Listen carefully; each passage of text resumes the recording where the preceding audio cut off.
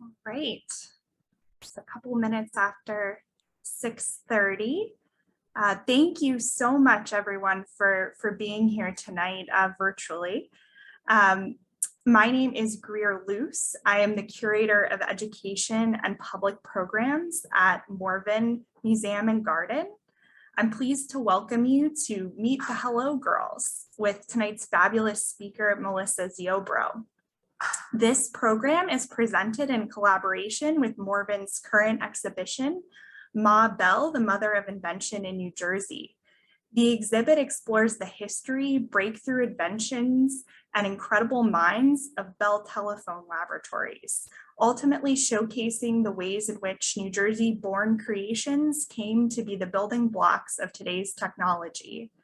Today's program will feature one of many stories in the exhibition about trailblazing women who use technology to make the world a more connected, accessible, and in this case, a safer place as well. If you haven't had a chance to visit the exhibit, we encourage you to do so. It's fantastic. Morven's exhibitions are open Wednesday through Sunday from 10 a.m. to 4 p.m. Before I introduce today's speaker, I did want to remind you to put any questions you may have throughout the presentation in the Q&A or chat box at the bottom of your screen. We'll take some time at the end of the presentation for questions and answers. It is now my pleasure to introduce our speaker for tonight. Melissa Ziobro is the Specialist Professor of Public History in the Monmouth University Department of History and Anthropology and the primary point of contact for the university's public history minor. She is the current president of Oral History in the Mid-Atlantic region and has served for many years as the editor for New Jersey Studies and Interdisciplinary Journal, a joint venture of the New Jersey Historical Commission, Rutgers University Libraries, and Monmouth University. She is a trustee of the New Jersey Vietnam Veterans Memorial Foundation, the Ocean County Historical Society, the Monmouth County Historical Association, the Info Age Science and History Museums at the Camp Evans National Historic Landmark and Preservation, New Jersey. She also works regularly with other public history organizations throughout the state. Melissa worked as a command historian in the U.S. Army Communications Electronics Command in Fort Monmouth, New Jersey, from 2004 to 2011. Thank you so much for being here, Melissa, and now I'll hand things over to you. Wonderful. Thank you so much for having me and for that very generous introduction. Let me go ahead and share my screen for you, and then we can get started. All right. So again, my name is Melissa Ziobro. I'm the Specialist Professor of Public History at Monmouth University in West Long Branch. And prior to that, I was, as Greer noted, the command historian, actually the last command historian at Fort Monmouth prior to the base's closure. And that ties into why I am speaking here tonight. So bear with me for just a moment. Fort Monmouth, for those of you that might not be familiar, was a military base in Monmouth County, New Jersey, stood up during World War I. It was a Signal Corps base, the Signal Corps being the branch of the Army charged with all manner of military communications. So the base stood up during World War I. It trained Signal Corps soldiers for the war, and it also had laboratories working on all manner of communications technology, like air-to-ground radio. And the Signal Corps research and development missions often partnered with private industry, like, for example, AT&T, right? The subject of the fabulous new exhibit over in Morven, which Greer and I hope you will get to see. So this site stands up during World War I. It's got the training mission, it's got the research and development mission, and it's supposed to be temporary, right? The base is just supposed to be there, the camp, as it was first called, is just supposed to be there for the duration of World War I. It's initially called Camp Little Silver, based merely on its location, and then Camp Alfred Vail, in honor of the New Jersey inventor who helped Samuel Morse develop commercial telegraphy. But it's so successful that the chief signal officer authorizes the continuation of the site. It finally receives permanent status in 1925 and is named Fort Monmouth in honor of the soldiers of the American Revolution who died at the nearby Battle of Monmouth Courthouse in 1778. So Fort Monmouth would go on to be known as the home of the Signal Corps for many, many decades, supporting World War II and Korea and Vietnam, all the way on up through operations in Iraq and Afghanistan. But in 2005, the Department of Defense Base Realignment and Closure Commission, or BRAC, mandated that the base be closed by 2011. Very long story short, BRAC is intended to periodically assess government real estate holdings and see where they can perhaps divest themselves of some property and experience a cost savings, right? So it was not that the missions at Fort Monmouth, supporting largely operations in Iraq and Afghanistan, were unimportant, simply that it was thought they could be done elsewhere more efficiently. So whenever I have a captive audience, I have to give a little bit of a Fort Monmouth history plug, because I think it's an important piece of New Jersey history. Those interested in more on the history of Fort Monmouth can grab any of these books here. I don't get a commission for any of them. They are just fascinating reads. And this ties into why I am here talking to you today about the Hello Girls. I think it's always fascinating to hear why people are researching and writing and talking about the topics that they are. And I found out about the Hello Girls, the subject of tonight's talk, when I started working at Fort Monmouth in 2004. And I was learning all about the Signal Corps, going back to its founding during the Civil War, and then really focusing on that World War I period when Fort Monmouth was formed on forward. And so, as part of my education on the history of the Signal Corps, I learned about these pioneering military women in the Army during World War I. So these Hello Girls, they're technically the Signal Corps Female Telephone Operators Unit, commonly known as the Hello Girls, as we'll discuss more in a little bit. They were very well known in their day, right, during World War I.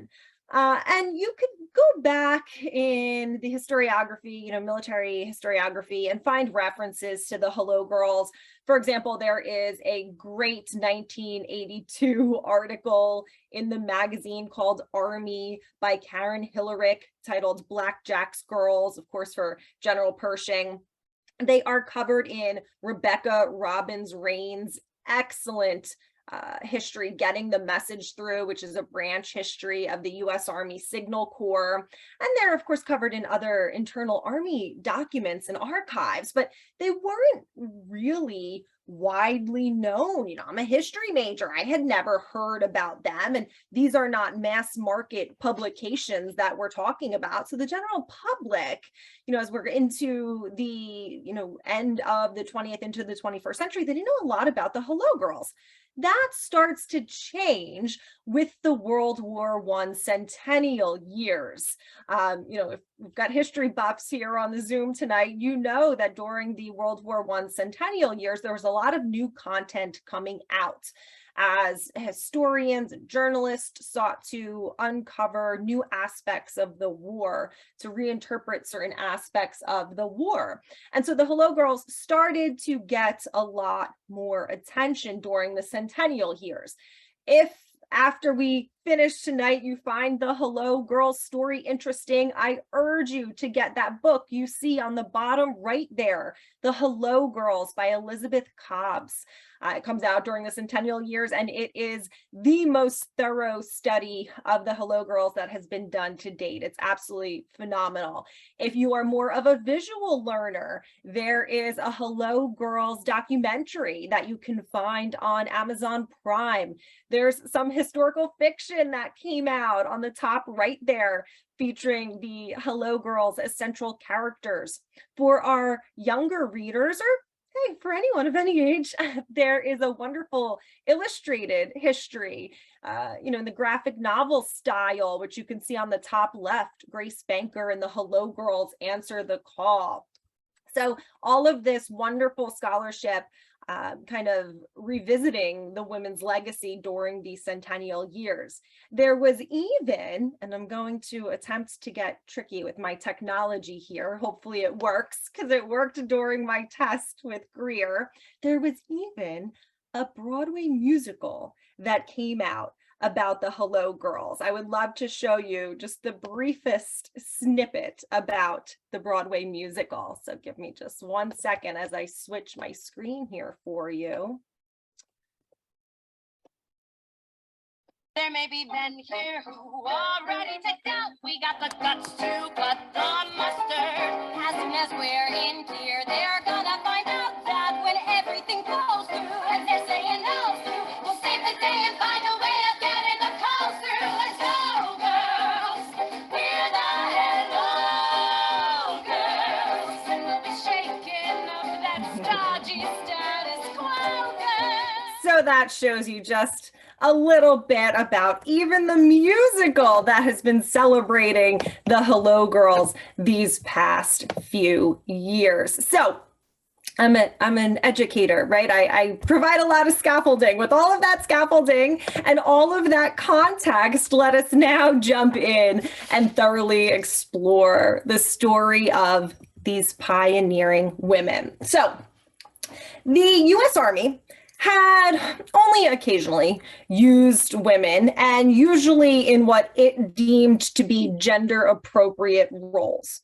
For example, you've got civilian women, often known as camp followers, who cooked and mended for soldiers during the Revolutionary and Civil Wars, much as they would have done for men in times of peace. Some women did dress as men in order to serve. Women also served as spies or couriers, but this was relatively rare.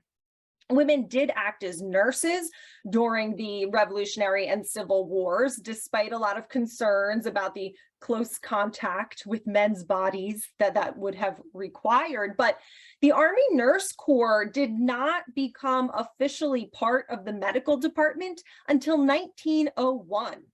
The Corps becomes a military organization at that time, but the Army did not award nurses rank, pay, or benefits equal to those offered to male soldiers. There's this persistent fear that to equate women's work with men's work would have questioned men's supposed superiority. And restrictions on the employment of women also pervaded the civilian economic sector during this time. But the needs of the military during World War I were so great that the military starts to get a little more creative. The Marines, for example, they allow roughly 300 women to serve as contracted administrative clerks. The Navy enlists some 11,000 yeomanettes. They're technically yeoman F female, but they come to be known as yeomanettes by December of 1918. And they are serving stateside in all manner of clerical positions, the idea being that they would free a man to fight, right? That's a phrase we normally associate with World War II. But the same rationale was applied here. And then the US Army had, as I said, the Signal Corps Female Telephone Operators Unit. So how does this start? General John J. Pershing, commander of the American Expeditionary Forces, had real concerns about communications across the massive Western Front. Telephone switchboards were going to be absolutely key, but there was a shortage of switchboard operators generally, and language differences to contend with, because you really needed switchboard operators that were fluent in both English and French so that our allies could communicate seamlessly. So these issues were really concerning to Pershing. You have to remember, when we enter World War I in April of 1917, the US Army is roughly 200,000 strong. We are woefully understaffed. We're really behind the 8 ball, and we have to very quickly raise, train, and equip a massive military, right?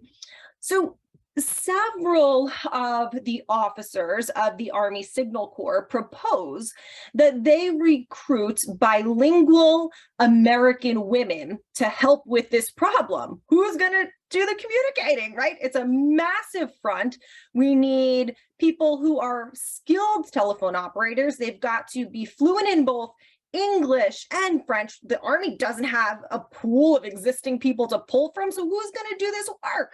So the Signal Corps officers, many of them think of women right away. In the civilian world at this time, most switchboard operators were women. They knew how to do this work. You don't have to spend time training them. You don't have to pull them out of the ranks, right? This is an interesting 1910 newspaper article, interesting for a few reasons. So it's from 1910. You see this term, hello girls, being used. That phrase had long applied to female telephone operators in the civilian sector, right? It's not devised specifically for the Signal Corps women. And then another interesting note here is that 92% of the female telephone operators of the United States are unmarried, right? The Army was going to be particularly interested in these unmarried women. As Colonel Parker Hitt, who you're seeing here, he's the chief signal officer of the First Army, and he explains, quote, an Army telephone central would have to have American women operators to be a success. Our experience in Paris with the untrained and undisciplined English-speaking French women operators, and our experience elsewhere with the willing but untrained men operators was almost disastrous. So what's he saying, right? Before American women are brought over to man the telephone switchboards, their options were male soldiers who didn't really have the skills. They might have gotten a crash course, but they're not particularly good at what they're doing. Their other option before American women came over was French women who were skilled, but not necessarily as disciplined as the military would like, right? They're contractors. They're not necessarily taking orders from these American officers. And so Pershing is listening to arguments like this, and he is going to send a cable which reads, quote, on account of the great difficulty of obtaining properly qualified men, request organization and dispatch to France a force of women telephone operators, all speaking French and English equally well. So they're going to pull from the civilian workforce, and they're going to send these women off with the Army. Some reports indicate that upwards of 7,000 women applied for this call. Here on the screen, you can see just some sample ads. Newspapers went out, across the country with ads saying things like, hello girls wanted. The Signal Corps needs women telephone operators between 23 and 35 years old in good health, speaking French and English fluently. Another ad, just a sample that you can see on the right-hand side there, says, young women of America, attention. Here's an opportunity to serve your country in France with General Pershing. Okay? So as I said, some 7,000 women are said to have applied. Initially, 223 women will ultimately be selected and serve. Many, though not all, but many of these women were civilian switchboard operators. Many of them had worked for AT&T. And so you see the sample ads here. What I find really interesting is that these women would earn the same pay as male soldiers who would have been doing the same work. Remember, that had been a sticking point for Army nurses. So they're going to earn the same pay as men who would have been doing this work. It's about $60 per month. If you were a supervisor, you could earn $72 a month. A chief operator, their highest rank, could earn about $125 a month. The salaries were roughly comparable to what these women could have made in the civilian sector. In some cases, the women even take a pay cut to come and work for Pershing. So I think that really shows that their motivation here is not financial, it's that they wanted to serve their country. So women go through the selection process.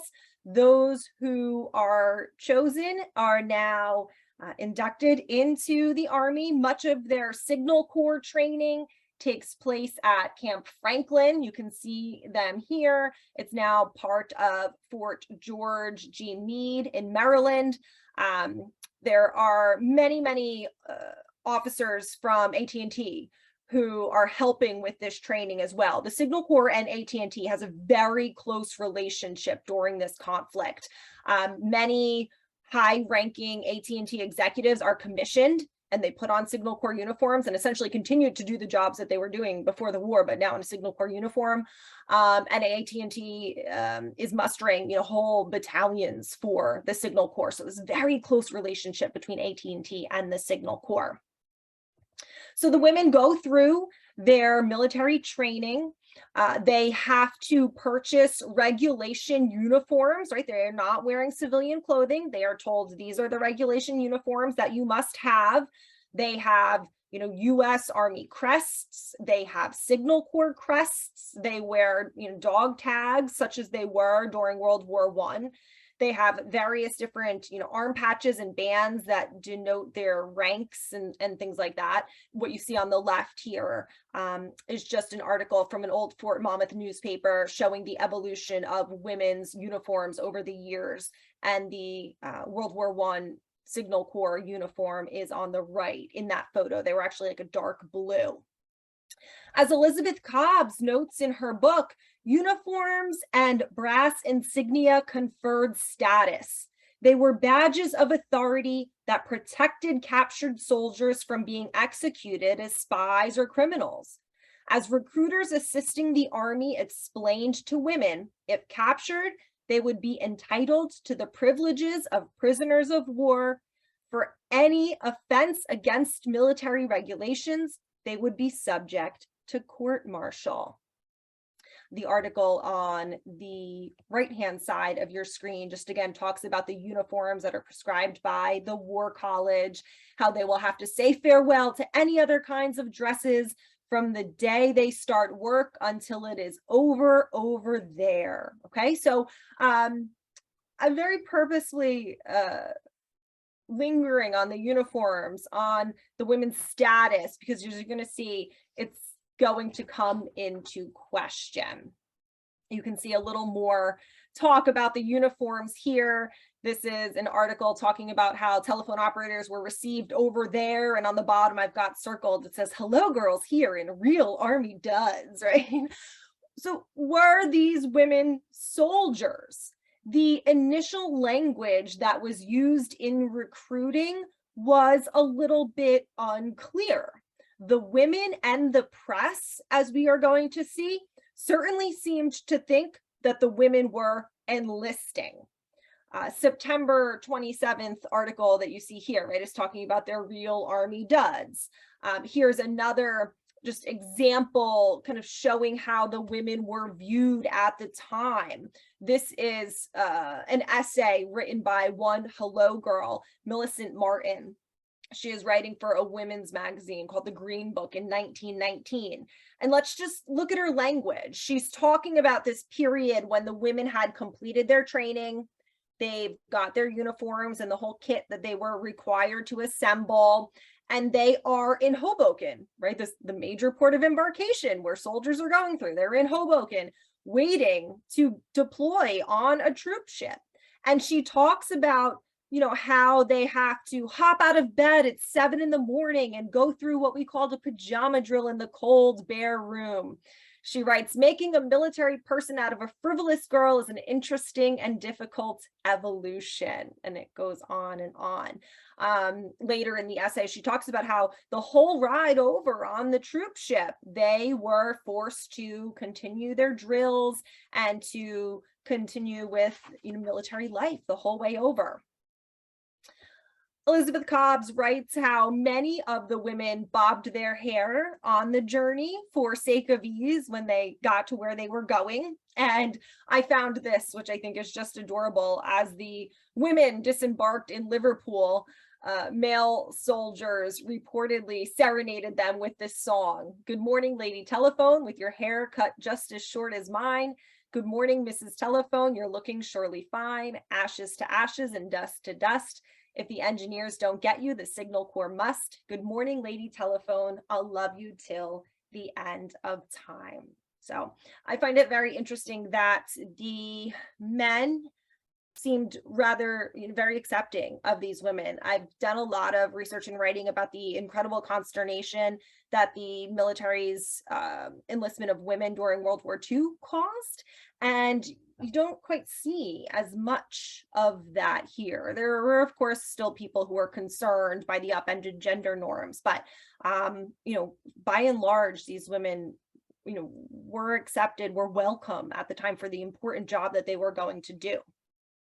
Now, the Adjutant General of the United States, the Army's legal counsel, did send an internal memorandum intended to clarify the new female recruit status, writing, these women will be civilian employees of the Signal Corps and will have the privileges and allowances now prescribed, or which may hereafter be prescribed by Army regulations and general orders for nurses. They are authorized by contract and not regulations. So that seems pretty clear, right? The problem is, doesn't seem that anyone said this to the women themselves. As Elizabeth Cobbs notes, the waters remain muddy. No one actually gave the women contracts to sign. They talk about how they raised their hands and they enlisted. They did not sign contracts. So there is this question, but you know, we're in the midst of a war, and so the women, they leave for Europe in March of 1918 under the lead of Chief Operator Grace Banker. Grace is a former AT&T employee from Passaic, New Jersey. So you can see Grace here. And here you can see the first operators pictured in France. So members of this unit were soon operating telephones in many exchanges of the American Expeditionary Forces in dozens of locations throughout France, sometimes quite close to the battlefield.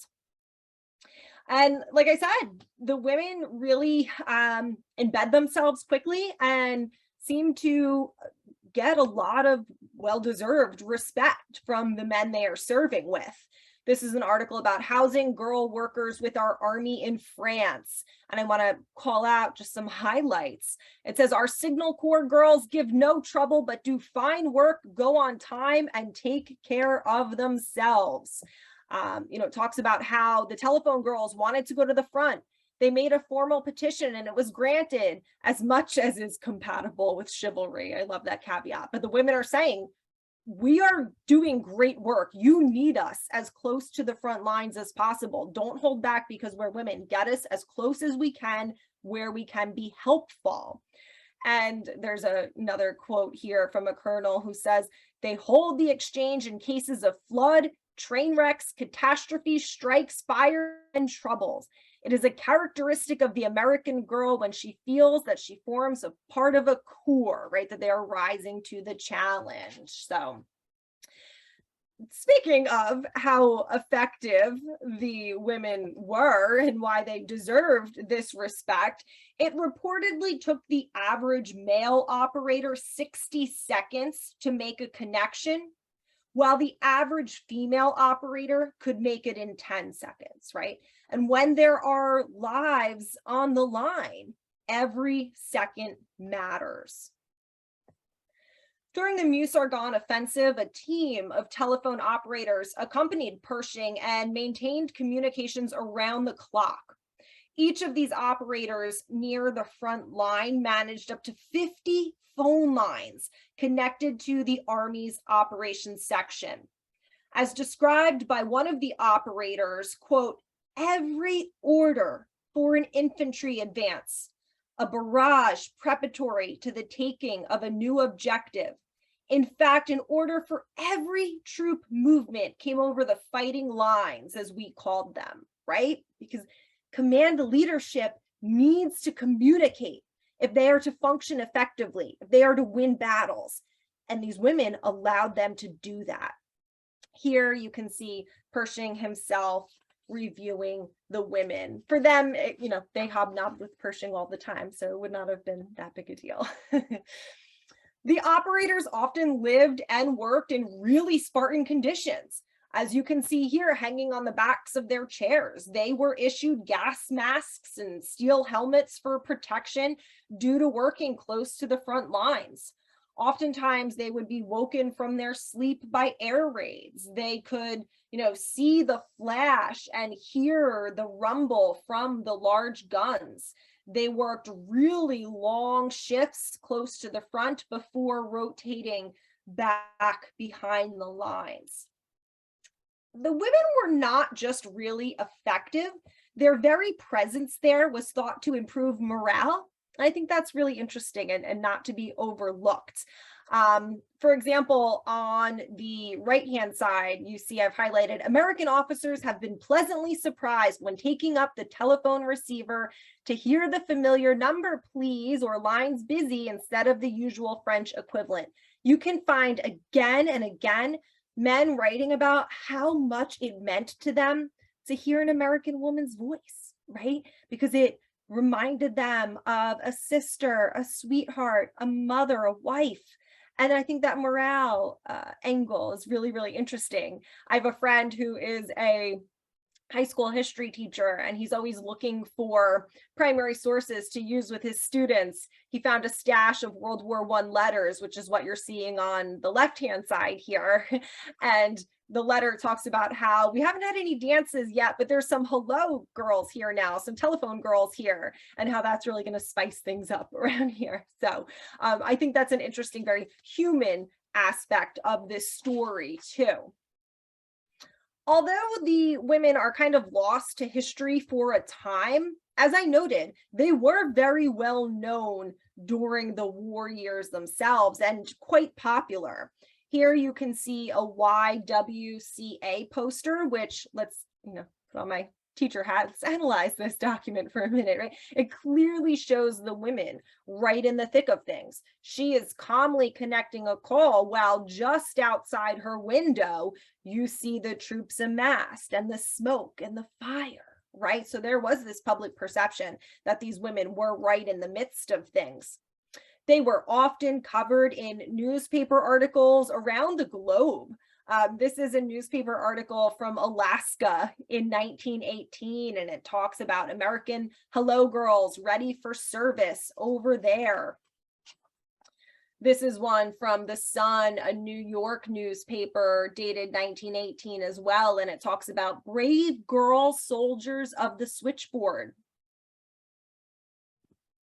We've got this one. This is from a North Dakota newspaper, and it's the title, which you can't see here, is Applied Patriotism. And once again, it shows the telephone operator literally centrally in the thick of things with the fighting raging around her. This is on the left, a 1918 Asbury Park Press, a Central Jersey newspaper article. And it talks about you see I've circled, Miss Cook thrills hundreds at Savoy. She was a woman who was doing volunteer work overseas. And she comes home and kind of hits the speaker circuit to tell people about the work that she was doing and raise money for the war effort. And as you see highlighted in yellow, she told of the splendid work being done by the Signal Corps girls, Uncle Sam's Hello Girls. So they're kind of celebrities at the time. This is a 1926 article post-war, right? And it's talking about how the Women's Overseas League is trying to give some awards, right, for women's participation in the war. And as you see at the bottom, I've highlighted, it says the telephone girls were said to have done the bravest work. So the women were really popular at the time.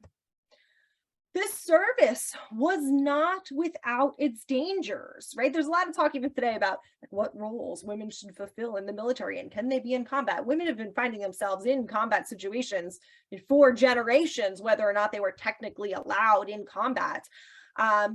In this case, during World War I, and as far as the Hello Girls are concerned, we do see two operators, Cora Bartlett and Inez Crittenden, who die in France. They happen to die of illness while in the service of the United States, though, and they are buried in military burials. Here you can see an article about Inez, and it says, women officer dies in France, not contractor, not civilian. It says, woman officer dies in France. Here you can see on the top left, announcement of Cora Bartlett's death, and she's listed there, you know, as a sergeant, right along with the other military casualties. You can also see the larger photos, an archival image, that the women were forced to fill out paperwork just like the other soldiers before they deployed, saying what they wanted to happen to their remains if they didn't make it, right? So there was the acknowledgement that they were going to be in danger. As the war drew to a close, military leadership did not forget the role that women played in ensuring the American Expeditionary Force's success. 2 days after the armistice, the Signal Corps officer for the First Army stated in his official report, quote, "A large part of the success of the communications of this army is due to a competent staff of women operators.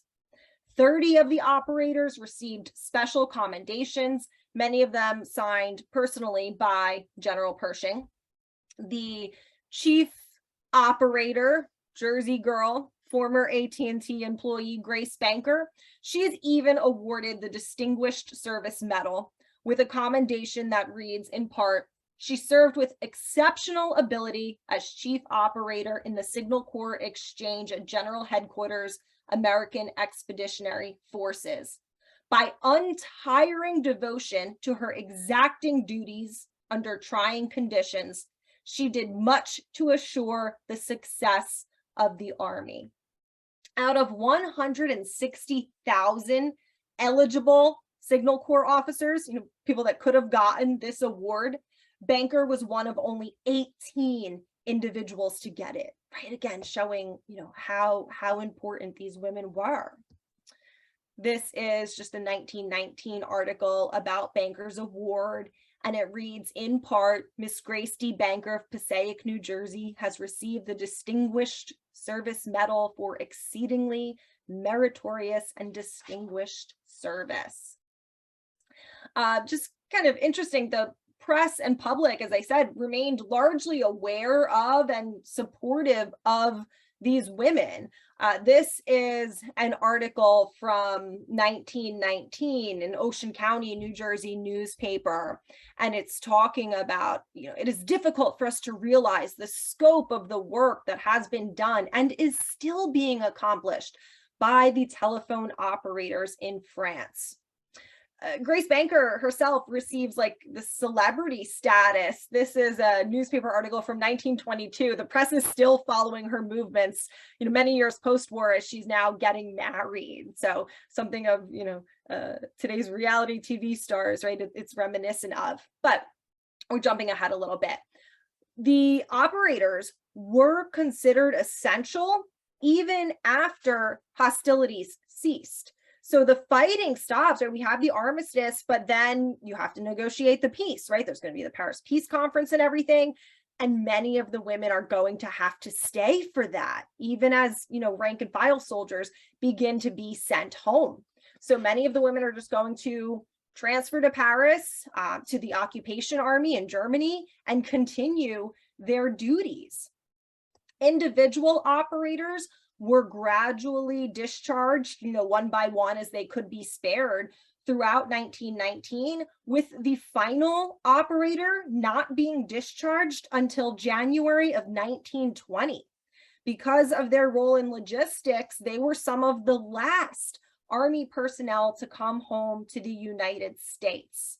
This article here talks about how, and again, I always like to look at the human side of these historical stories.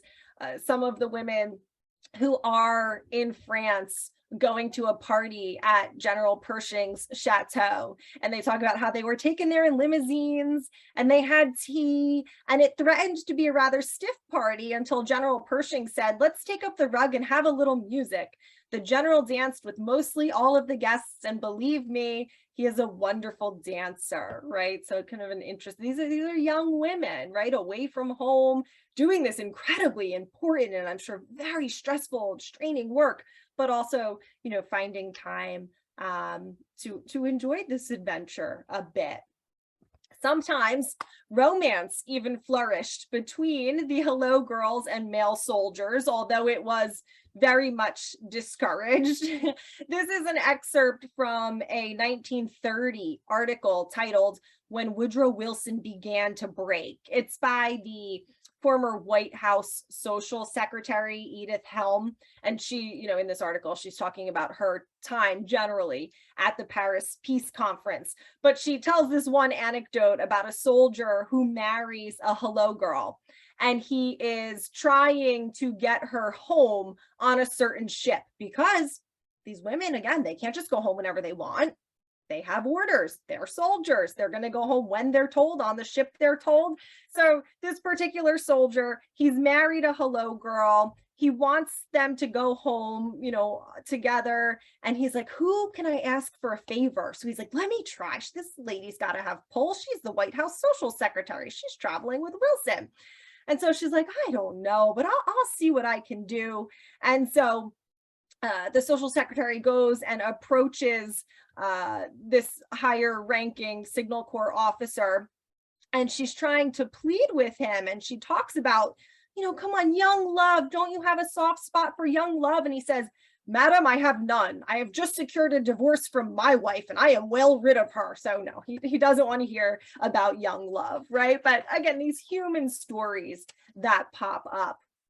Another hello girl that I referenced earlier, Millicent Martin, she even has a brush with royalty. She recalls in her post-war memoir that she even, got to meet some British royalty. So let me show you here. She talks about how she was at a party given by the British mission at the officers club, and she meets and dances with the Prince of Wales. She's referring to later Edward VIII, uncle of the current Queen Elizabeth, who abdicates for Wallis Simpson. And she says, I told him he was all right for a prince, but I liked the American way of dancing the best. So in a little aside, right, we're talking about the women and what the totality of their lives looked like. They are human beings, but they are pioneering, right? They absolutely are pioneering as far as their service in the military goes. And we have to keep in context here that the 19th Amendment, which guaranteed American women the right to vote wasn't ratified until August of 1920. And of course, women had been fighting for that right for generations. And yet still, even though they can't vote, even though they are not in that way full participants in the American democracy, women like the Hello Girls went overseas and served as nurses and humanitarian relief workers, telephone operators, linguists, ambulance drivers, entertainers, etc. And at home, they took jobs, supporting the military industrial complex or raising money for the war. I mean, I could go on and on and on. So there were many who were willing to point out the hypocrisy of women doing this work quite capably and women not being full participants in our democracy. This is a famous photo here, Kaiser Wilson. Have you forgotten your sympathy with the poor Germans because they were not self-governed? American women are not self-governed, right? And so people start to leverage women's very successful participation in World War I as a catalyst to finally get the women's suffrage amendment passed. And today, most historians agree that women's activities in support of the war helped convince many Americans, including President Woodrow Wilson, that the country's female citizens deserve the right to vote. You can see the cartoon here, right? This is a period cartoon, and it says, if you are good enough for war, you are good enough to vote. So making that clear connection between women's patriotic service and the right to vote. So I've digressed a little bit. Back specifically to the Hello Girls. Upon their return to the United States, remember they are some of the last military personnel to return, the operators find that they are denied veterans status, and they are told that they all along were considered civilians working for the Army. This perplexes the women because they were required to wear regulation uniforms, complete with official insignia. They were sworn into the service.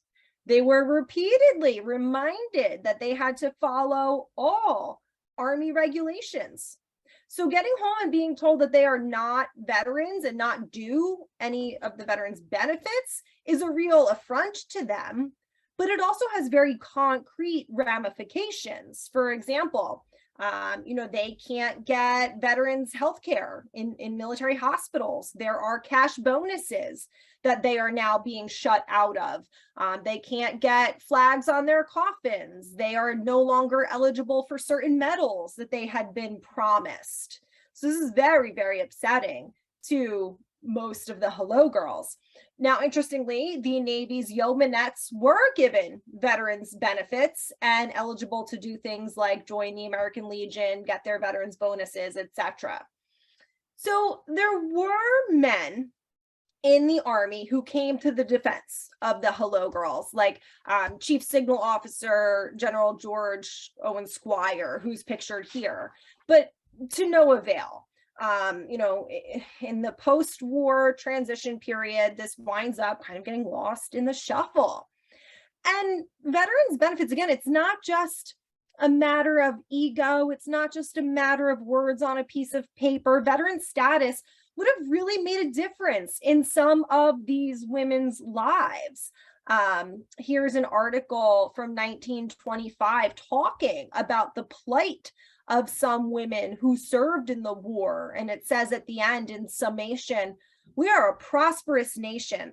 These women who served in our time of need should not find us ungrateful. And it talks about how they should be getting support, their pensions, their health care, whatever they need. For years, legislation was periodically introduced in Congress to right this perceived injustice, but the bills were always caught up in committee. It took one of the operators, who's pictured here, Merle Egan Anderson, over 50 years of persistence to secure legislation to get to the operators veteran status. In Anderson's eyes, she is beaten the same drum for years and years and years. She says, listen, I was sworn into the military by the adjutant general of the Montana National Guard. I wore a military uniform with Army buttons and Signal Corps insignia. I went to Europe on a troop ship with several thousand other male troops. She had like a minor toe injury while she was overseas, and she was treated in an Army hospital.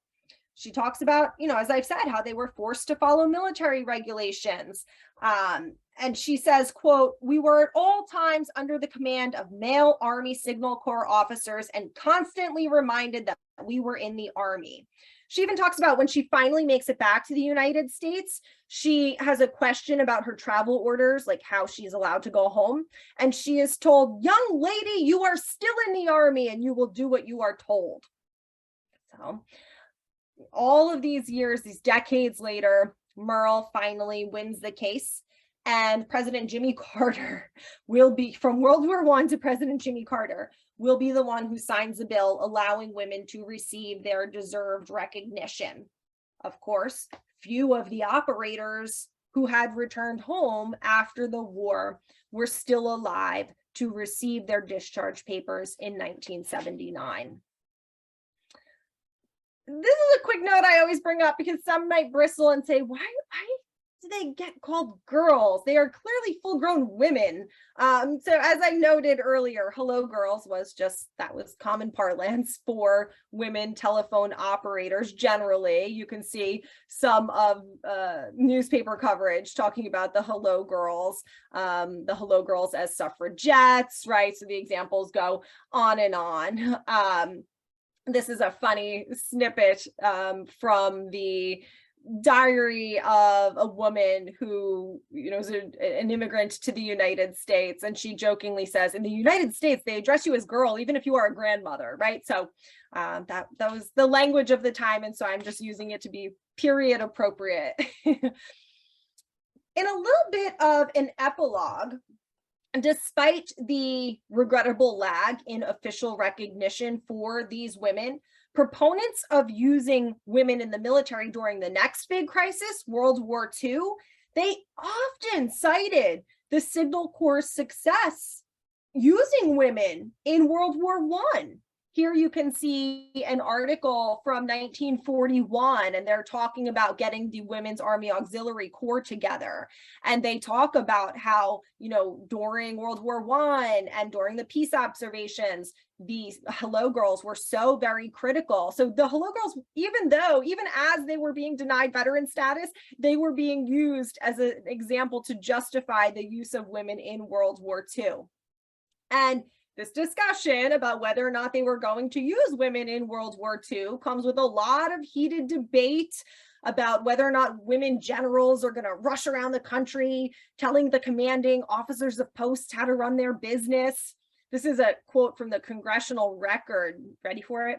"Who then will do the cooking, the washing, the mending, the humble home tasks to which every woman has devoted herself?" So there were bipartisan objections to women entering the service again during World War II, but ultimately the Army will become the first of the services to enlist women in May of 1942 in the Women's Army Auxiliary Corps, which later just becomes the Women's Army Corps. And then they will be followed by the Navy, Coast Guard, and Marines, respectively. Some 350,000 women wound up serving in World War II, so much larger numbers than we saw in World War I, which is why I think a lot of times when people think about the origin of women in the military, they think about World War II. The bulk of women in World War II served in the Army. They served at home and abroad. As the National World War II Museum notes, women in uniform took office and clerical jobs in the armed forces in order to free men to fight. They also drove trucks, repaired airplanes, worked as laboratory technicians, rigged parachutes. You could go on and on and on. And now women would not be dismissed from the military following this conflict. The Women's Armed Forces Integration Act of 1948 made women permanent participants in the military at peace and at war, although with many, many restrictions. that were slowly lifted over time. Here you can see pictured with the Defense Secretary after the passage of the 1948 Act, Women Pioneers of the Armed Forces. In 1975, President Gerald Ford signed a law allowing women into the U.S. military academies as students for the first time. Pat Locke, who's at the center of this photo, was among the first 62 female graduates of West Point.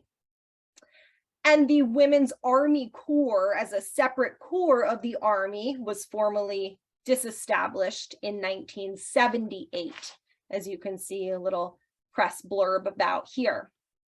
And since then, women have only continued to break down barriers over what jobs in the military they might do and whether or not they deserve to be there. When the draft ended in 1973, women represented just 2% of the enlisted forces and 8% of the officer corps. Today, those numbers are 16% and 19% respectively, a significant increase over the last half century. But every success builds on that of an earlier generation, and the Signal Corps Hello Girls played a big role in that. And just one final note before I open the floor for questions. There have been ongoing movements in recent years to posthumously award the Signal Corps women a Congressional Gold Medal. As you can see, there's 2 acts currently stalled in Congress now. But Congressional Gold Medal or not, over 100 years after these women came home, their work is still being discovered, still being appreciated by new audiences. And I really appreciate you letting me tell you just a little bit about it tonight. So with that, I will stop my formal remarks and attempt to ask any questions that you might have. So I'm looking, Carol said, oh, hi, Carol, you could give this talk as well. Carol says that she loved the Broadway musical. She dropped a link in the chat. I've got a question here about women earning the same pay. That is helping to set a precedent. It wasn't the same for nurses, but the Signal Corps women start with it. There's some fighting over that as women then enter into World War II, right? So it's a bit of a complicated discussion, but that was a real point of pride for the Signal Corps women of World War I. Carol is pointing out that that 77 bill also recognized the WASPs of World War II. Yeah, that they were finally given full military status with that. Were the Hello Girls trained to use weapons? They did some training, but they were not issued weapons. So they didn't carry weapons as a rule. Let's see. Greer, in the chat, Carol is saying links cannot be seen by other participants. I don't know if you, Greer, have the power to share that. Yes, I believe that I can. So I'll work on switching those settings over. Thank you. Greer has some special powers there behind the scenes. Here's another question in the Q&A. Were Hello Girls forced out after returning home, or could they remain? No, all of the women were forced out after World War I. So they didn't have the option of remaining. And so as World War II approached, it was kind of starting from scratch. But after World War II, women do stay and maintain a presence in the military from that point forward, although with, as I noted, a lot of different restrictions that are gradually lifted over time. Melissa, I had a question. Did any of the women who worked for AT&T, or even those who didn't, did they return to work for AT&T after their service? Yeah, a lot of the women went back to working as civilian operators. Some of them then went on and got married and didn't return to the workforce, since that, was uncommon then to kind of be working and having a family. So, it differs on a case by case basis, but some of them do go back into the workforce.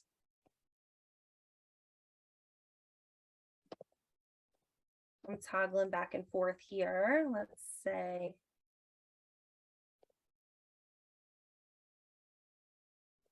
Okay, I think that I have gotten most of the questions. Greer, you seeing anything I didn't answer? I'm not sorry if you already answered this, but it looks like we did have one more come through the chat, which is, did they receive other calls other than military calls while they were there? My understanding is that they were strictly focused on military calls. I mean, they were handling, I want to say by the end of the war, they had handled tens of millions of calls. So I don't think civilian calls were able to get through.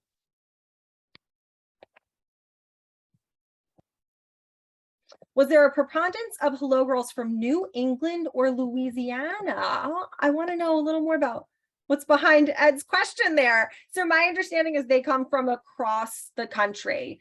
There are a lot who are from the Northeast, but there are some from the heartland too, like that they are really coming from everywhere. A lot of them had like French Canadian background, and they had moved to the United States because that fluency in English and French was so critical. It was interesting when they were assessing the pool of applicants and trying to decide who would be selected. I noted that most, though not all, of the women had prior like civilian service as a switchboard operator. Some of them didn't, but they were so fluent that the Signal Corps, as they're making decisions about prioritizations, they decided you could learn to operate the switchboard quicker than you could get fluent in a language, right? And so that's why some of the women don't have previous civilian service. So it's really a fascinating story. Oh, what does it mean that Fort Monmouth stood? I don't know. Maybe that's a military term. I don't know. It just rolls off the tongue.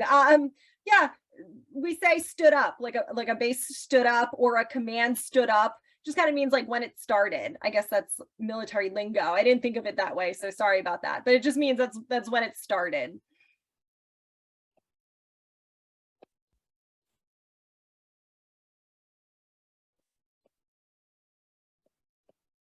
How are we doing, Greer? Good. I think we just had one more kind of comment in the Q&A, which is a good point.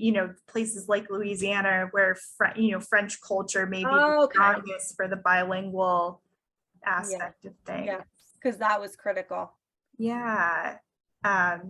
So we have time for any other final questions before we sign off for the evening. We got one more. Carol has a hand raised. Are they able to speak or no? So in theory, yes, but this is my first rodeo with Zoom. So if we could keep it in the Q&A for now, that would be really helpful, and I promise next time. No, here we go. Carol, so two things. Someone says, were hello girls as vulnerable to influenza and overseas passage as male soldiers? Yeah, of course. And we wind up having two women wind up dying of illness while they are overseas. So that was as much a concern as any. Oh, and Carol, this is a great question. I don't know if anyone can use the raise hand function or type, but Carol says, I wonder how many people knew about the Hello Girls before this program. That's a very interesting question. If anybody wants to type in the chat if they knew or not, or if you want to use the raise hand function. I know it can be hard in the virtual space to try to participate that way.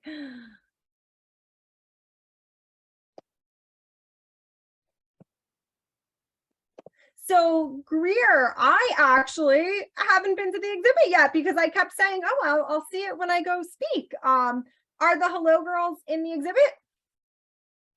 So again, it is my third week, but I do believe that they are mentioned in the exhibit, or the Signal Corps is mentioned obviously in the exhibit.